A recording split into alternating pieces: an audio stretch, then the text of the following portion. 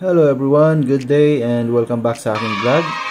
Tara, kwentuhan muna tayo kung gusto mo malaman ang realidad ng buhay dito sa Europe. Today is Friday, February 9, 2024 and napaka-perfect ng timing kasi snow and walang pasok bukas sa trabaho. Kaya sinulit na namin ang chance na makapaglakad-lakad at mamasyal habang may snow. Nakakatuwa guys kasi matagal na talaga namin inaabangan na maglakad-lakad habang pumapatak ang snow at heto na nga. At the same time, naghahanap din kami ng auto repair shop kasi tumagas ang brake fluid ng kotse na ginagamit namin sa pagpasok sa work.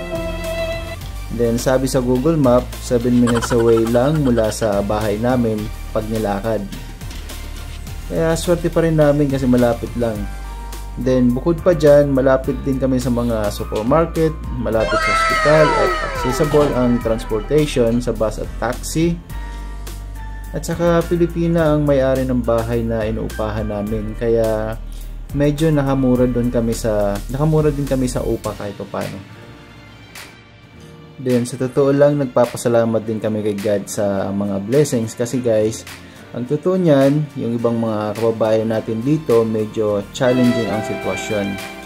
I mean, mahirap ang trabaho, yun nga, 12 hours a day and 6 days a week. Then yun, halos wala nang time para makapag-relax kasi trabaho at bahay na lang sila.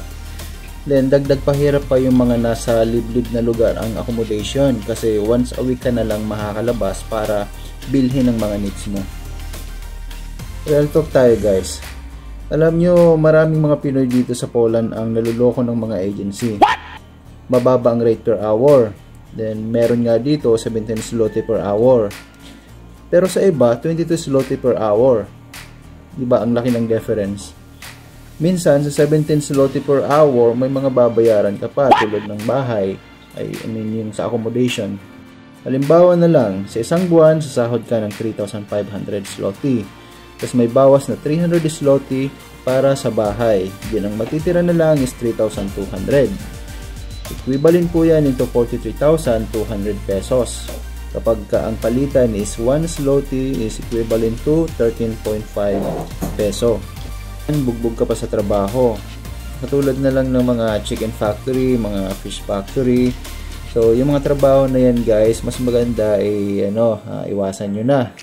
Okay, so yan, base po yan sa experience namin dito.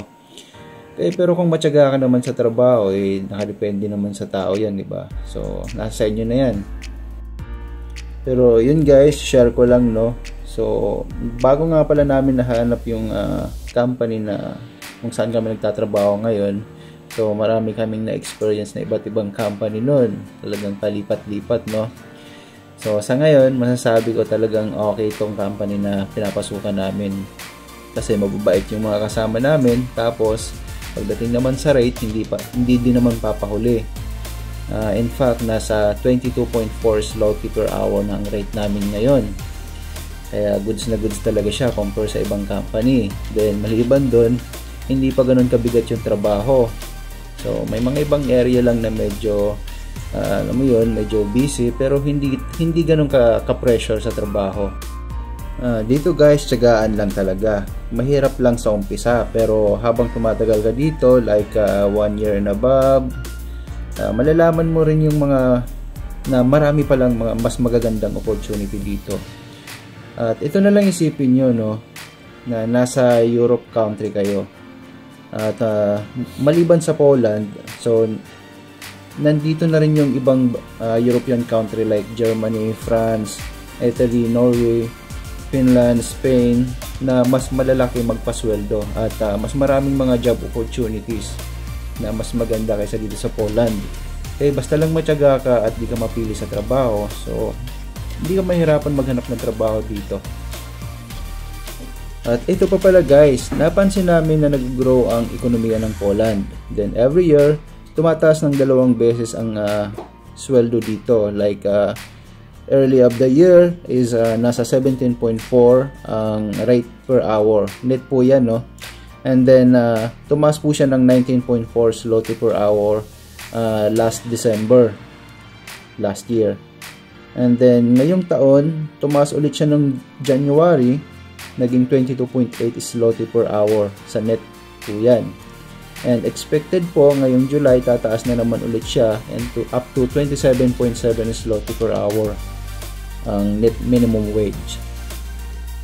At ang gagandahan pa dito sa Poland kasi mas mababa ang cost of living compare sa ibang European country. Then, di ka mababakante sa trabaho basta may valid legal documents ka lang dahil sa dami ng hiring dito. Tsaka hindi uso ang age limit dito basta kaya mo pang magtrabaho. At pag sa warehouse sa factory lang naman ang applyan mo, wala rin silang pakialam sa educational background dito. At about naman sa paghahanap ng matinong agency at saka company, so mas mainam na alamin mo muna, i-background check mo muna itong mga company at saka agency bago kayo mag-apply. Kasi dito parang nasa Pinas ka lang din. Kahit Pilipino pa kausap mo, di ka rin dapat basta-basta magtiwala. Mas maganda yung mag-research ka, di ba? Kahit paano. About naman sa mga kababayan natin na nag-a-apply papunta dito, ingat po tayo kasi maraming mga scammers, no? Lalo na yung mga nasa Pinas. Grabe yung isa kong kasama dito. Kalahating milyon daw ang ginastos niya para lang makarating dito. Actually guys, sobrang laki na ng 200,000 na budget papunta dito. Kung nasa Pinas kayo, try nyo mag-apply sa DMW o Department of Migrant Worker kasi mababa lang ang placement fee doon. Katumbas lang ng 1 month salary nyo dito sa Poland. Like kung 45,000 yung pwede nyong kitain dito every month, so yun lang din yung placement fee na babayaran nyo doon sa agency. Then kapag lumagpas sa amount na yon ang binayaran nyo sa agency, hingan nyo agad ng resibo, then i-report nyo sa DMW. Ang disadvantage lang kapag manggagaling kayo ng Pinas, kasi sa dami ng naka-line up doon, so panigurado matatagalan kayo sa processing ng application nyo. Lalo na kung yung applyan nyo is sa mga factory at saka warehouse job dito sa Poland. At sa mga nasa ibang bansa naman, para medyo makatipid kayo sa gastos, so mas maganda kung may mga kakilala kayo dito sa Poland, then magpatulong kayo na makahanap ng employer. Then marami namang tutorial sa mga social media, no, about sa processing sa pag-a-apply papunta dito. Then make sure lang na alam niyo na ang gagawin niyo before kayo magbitaw ng pera. Ngayon, kung hirap kayo mag-research at walang time kasi busy sa work, pwede ko kayo i-recommend sa isa sa mga kaibigan ko dito na maaring makatulong sa pagpaprocess ng application ng work permit at ilang pang mga kailangang documents. At i-guide niya na rin kayo sa step-by-step process ng inyong application. Hanggang dito na lang muna, then sana nakatulong ang mga information na naibigay ko sa inyo. Pasuyo naman pa-like and share ng video na to para sa iba pa nating mga kababayan at pa-subscribe na rin para mas lalo pa akong ganahan na gumawa ng mga ganitong klaseng video. At huwag po kayong mahihiyang mag-comment kung mayroon kayong mga katanungan at sasagutin ko yan sa abot ng aking makakaya. Pero guys, disclaimer lang po, no, di po ako recruiter or connected sa mga agencies. Ang mga information na i-share ko sa inyo is based lang po sa aking experience at saka research.